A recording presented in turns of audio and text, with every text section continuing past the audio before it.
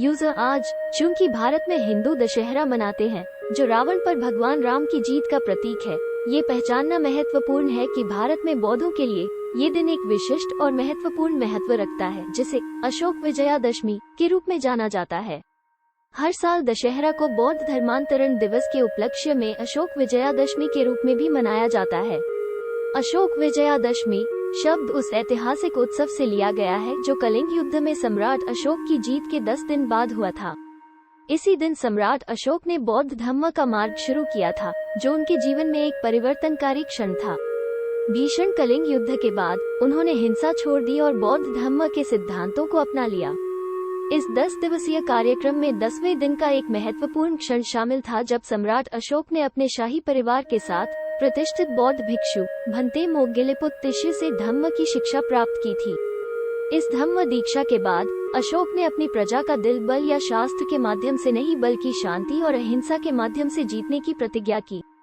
बौद्ध धर्म के प्रचार प्रसार की अपनी प्रतिबद्धता में अशोक ने उल्लेखनीय प्रयास किए, जिनमें हजारों स्तूपों का निर्माण, शिलालेखों और धम्म स्तंभों की स्थापना और बौद्ध धर्म के विस्तार के लिए अपनी बेटी संघमित्रा और बेटे महेंद्र को बौद्ध भिक्षुओं के रूप में श्रीलंका भेजना शामिल था, जहां उन्होंने 84,000 स्तंभ खड़े किए। उन्होंने अपने संसाधनों को धम्म की सेवा में निवेश किया, जो दान और कल्याण के प्रति उनके समर्पण को दर्शाता है।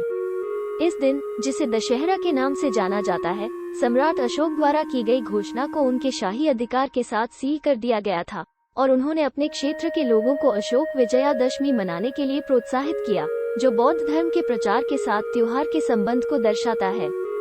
इसके अलावा 14 अक्टूबर 1956 को अशोक विजयादशमी पर डॉक्टर भीमराव अंबेडकर और उनके 5 लाख अनुयायी बौद्ध धर्म अपनाने के लिए नागपुर की दीक्षा भूमि पर एकत्र हुए।